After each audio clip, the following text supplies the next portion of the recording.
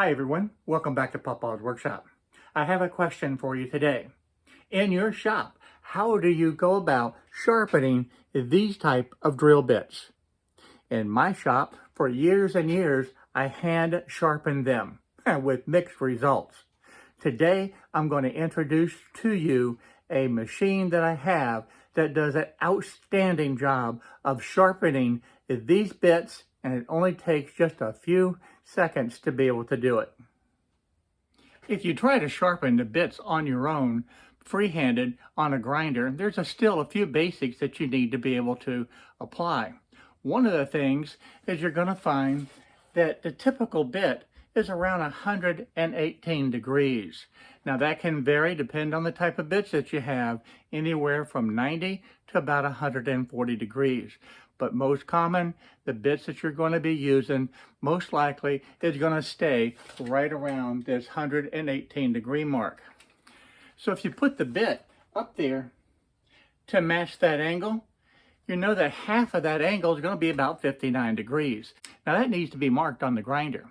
You also cannot just sharpen this at a straight angle. It needs to be sharpened at about roughly 12.5 degrees of a tilt on your grinder as well. So with those two angles, now you can actually freehand it. But with anything else, doing the freehand work, it has a tendency to move an awful lot. So how do you go about solving those problems? If you can't do it efficiently by hand, then what do? Well, you need to have a machine to do it. And the machine that I want to introduce to you today is by the VEVOR Corporation. And it's a bit sharpener that is working out extremely well. Now I'm taking all of my old bits that I have sharpened for years and fixing them using the VEVOR sharpening system. On my grinder, I have this plate right here that's tilted at about 12.5 degrees. I also have a line right here that's about 59 degrees.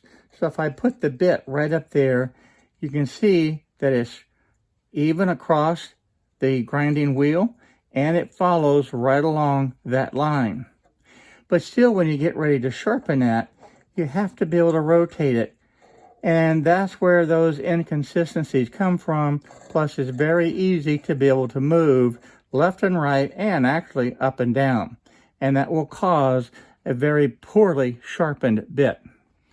The first thing I want to show you is you have 11 different collets to be able to choose from. And this marked right here, 2 and 3, is actually also marked on here. This is marked as a 3.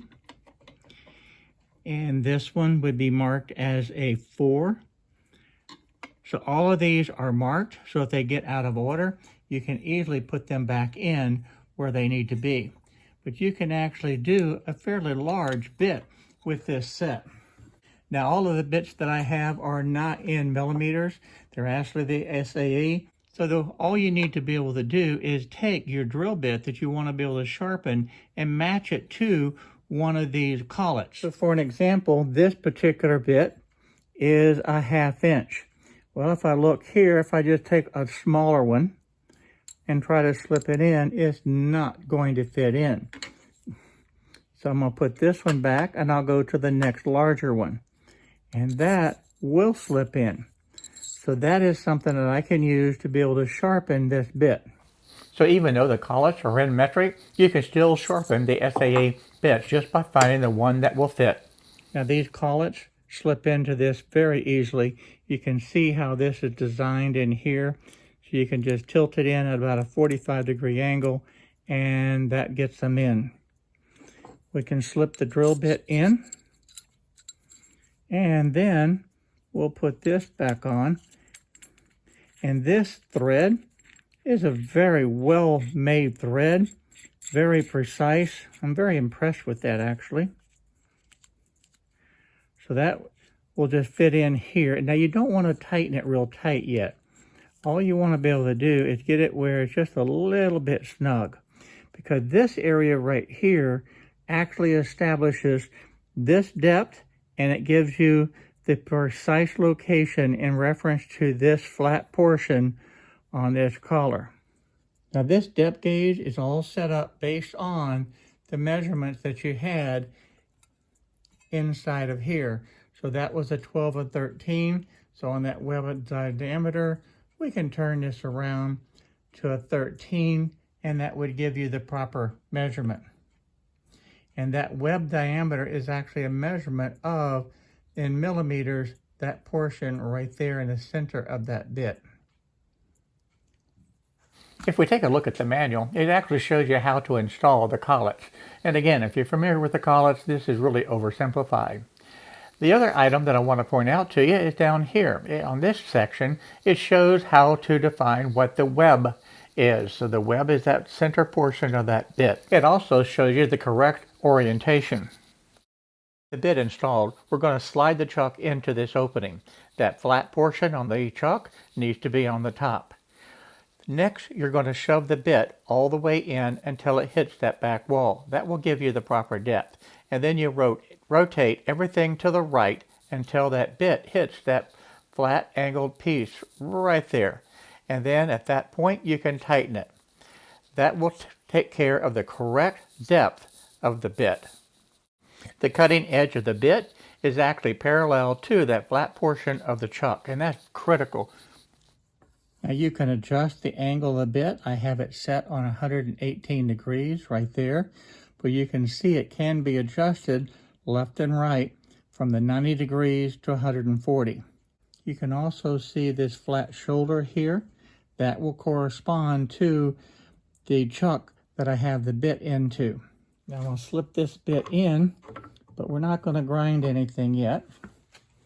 I want to show you this angle, how this is tilted down. So you can see how that's tilted down to give the proper angle for that bit.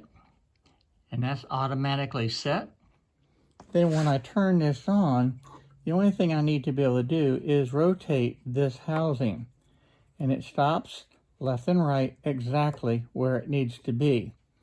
And that shoulder right here lines up with this portion. You can see how that rotates. Now you want to hold here. You don't want to hold this back here on the bit, because this, if you hold it here, you can see that angle could change and you would have a poor sharpened bit. So you want to hold right there and be able to rotate it. So I'm going to turn the machine on and we'll sharpen this bit.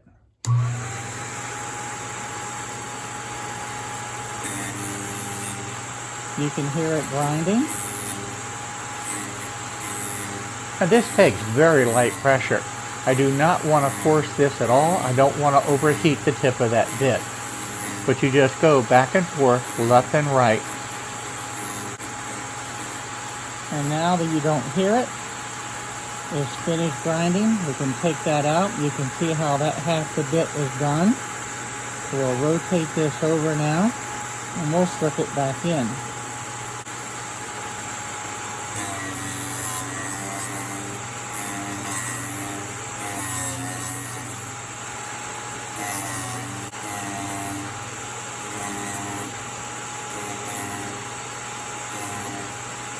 And now no longer makes any noise. You can hear when I rotate it. All you hear is just the motor itself. So now I can pull that out. You can take a look at that and see how that looks. And then we're going to put it up here. Now this is the point grinding set up here. And you have 4 different settings. You can see at this point the different pins. And I usually have it in that position of the 3 and 4 setting. And then you can see how that cuts the different settings. You have this first setting that's going to be very shallow. Then it's going to be a little bit more aggressive, and so far as it goes through these different pins. And you can see right here how those pins intersect with that flat portion on the chuck itself. You actually have 4 different settings. This has the least amount of the grinding, because right now if you look at this, this is very consistently ground all the way. And what this does, when you do the point grinding, it actually is going to make sure that that bit stays centered here, but it also puts an extra little bevel on here. So if you want a very shallow bevel on this back side, you can do that. If you want to be able to have it more aggressive, you can just simply move this pin over, and that will be more aggressive. Likewise, if we do the same thing, if we move the pin over still further over to this area, it will give a more aggressive cut on this. I actually like it set here, so I'm going to turn the machine on, and I want you to look, see how nice and smooth that is. And now let's do the point grinding. And again, this shoulder right here that's flat is going to be lining up to these two pins.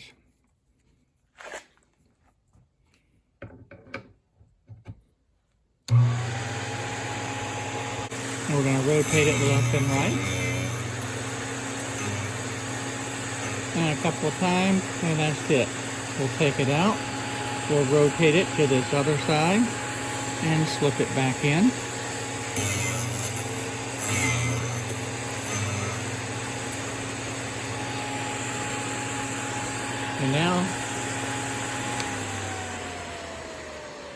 And now you can see how that's cut.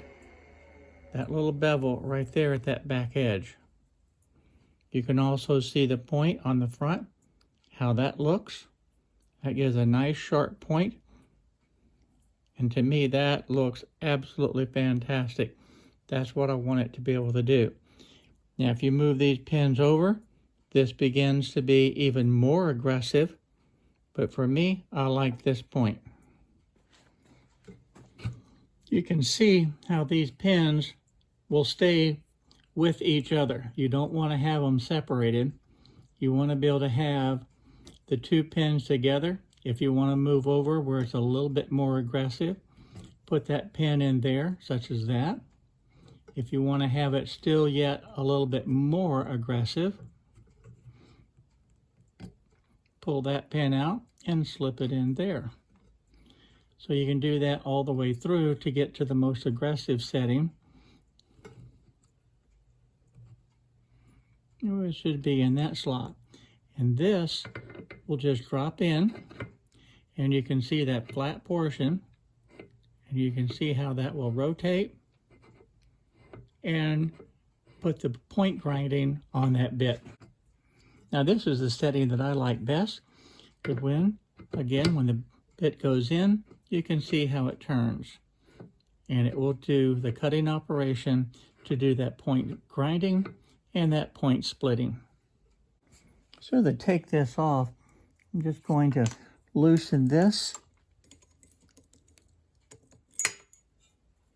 So you have the little fan blade. We'll get the screw out of the way.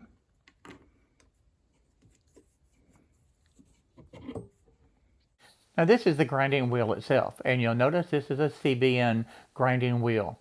This to me is the best wheel that you can use to be able to do the majority of the drill bits, especially the ones that I have. But if you do have the carbon tip drill bits, then you're going to need a diamond blade, and that grinding wheel is also included. So I'm going to put that back on. Now this screw does have a ridge right here that fan blade will be able to sit in. So you want to make sure that that's seated in there properly, or this fan blade is going to wobble. Okay.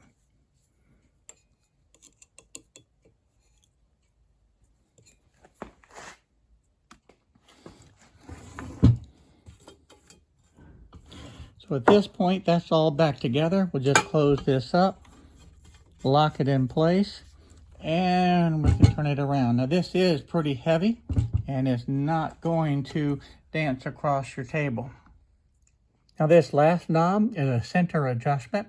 So if you need to center this grinding wheel, you can actually loosen the various nuts on here and adjust the height and move it to be able to have it properly centered. But at this point, it's set from the factory, and it's exactly where it needs to be. Now, of course, you get the manual that comes with this drill bit sharpener, but there's really not a whole lot to it. But if you open up and look at this, of course, you're going to have all of the safety instructions to begin with. And I would certainly encourage you to read through those safety instructions just as a good reminder to be able to operate the machine safely. And of course, anytime that you're operating a machine, you want to be able to do so safely. Here is the particular parameters for the motor and for this unit, so you can see exactly what you have. And if I look this on the next page, you have the diagram that has all of the different components of this. But this, quite frankly, is very self-explanatory. On this page, it actually shows you how to put in a collet. But if you're familiar with this type of collets, this is going to be oversimplified. You also see where it defines the web of the drill bit and how it gets placed in there. And on this page, as I explained to you on the machine itself, the bit will actually go in and touch that back wall, and then you just simply rotate it to the right until the bit stops on this other section, and then you rotate this to the right and tighten the chuck down, and that gives you the proper alignment. And as I said earlier, this is going to be parallel to the bit itself. So again, it's very straightforward. When you look at this page, it shows how to sharpen it. It just slips in there, and it shows that you're going to be rotating it. You do have that angle selection down there, and then it has the grinding samples up here. But on the next page, it's actually a little bit better. You can see at this point the different pins, and I usually have it in that position of the 3 and 4 setting. And then you can see how that cuts the different settings. You have this first setting that's going to be very shallow. Then it's going to be a little bit more aggressive, and so far as it goes through these different pins. And you can see right here how those pins intersect with that flat portion on the chuck itself. And that's really everything in the manual. Now, the manual itself is probably the only thing that's really lacking, but it does give the basic information that you need to be able to get started if this is something that is totally unfamiliar to you. You can see how these pins will stay with each other. You don't want to have them separated. You want to be able to have the two pins together. If you want to move over where it's a little bit more aggressive, put that pin in there, such as that. If you want to have it still yet a little bit more aggressive, pull that pin out and slip it in there. So you can do that all the way through to get to the most aggressive setting. It should be in that slot. And this will just drop in, and you can see that flat portion, and you can see how that will rotate and put the point grinding on that bit. Now, as I had said earlier, the setting that I actually like best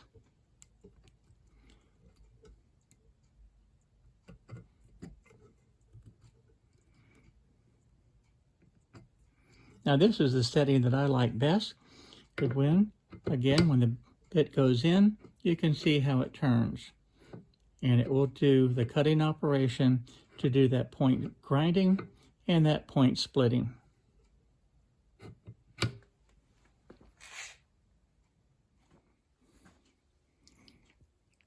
And I don't know if you can see this, but the point grinding actually made sure that the point is now back in the dead center. It also puts that second bevel on here that creates it so it'll help clear those chips out. That is just awesome. That's something you can't do really by hand grinding. Now, so far, I have sharpened a couple of dozen drill bits of the various sizes, from about 7/16 all the way up to about a 1/2 inch. And it has performed absolutely perfectly. If I had to rate this sharpener, I absolutely love it. This makes all of my mistakes from hand sharpening go away. And that's kind of a nice thing, because I did take some of the bits that I had really messed up over the years and corrected it, and to be able to see the before and after was pretty amazing. Having a precise tool such as this to be able to sharpen the drill bits is something that I definitely welcome in the shop.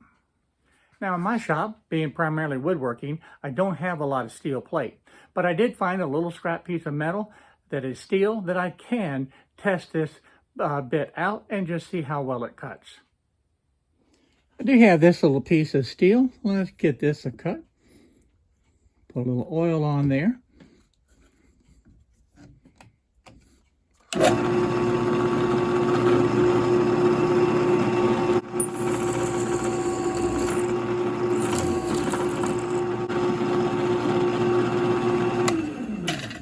And that throws off some very nice shavings, and it cut it very easily.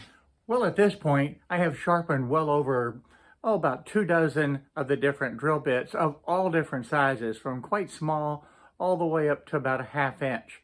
And this machine has performed flawlessly. So I'm very impressed with it. The only negative that I can really say about this machine at all is that the manual, although is very simplified, it does at least cover the basics that you need if you've never done any type of work of this nature before. So I have to be able to say that I'm very impressed with this machine. I absolutely love it. It's going to find a home in my shop to be able to take care of all of the different drill bits that I have. And quite frankly, I still have quite a few more bits that I want to sharpen that I have hand sharpened over the years. So I want to thank everybody for watching this video today. I hope it was helpful. And if you have some dull drill bits in your shop, this is a great tool to consider to be able to add into your shop to be able to get those bits sharp. Because quite frankly, it's a lot safer working with sharp bits than it is the dull ones.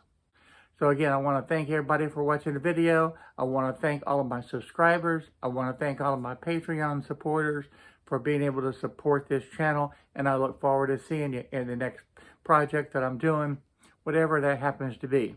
Okay, for now, bye-bye.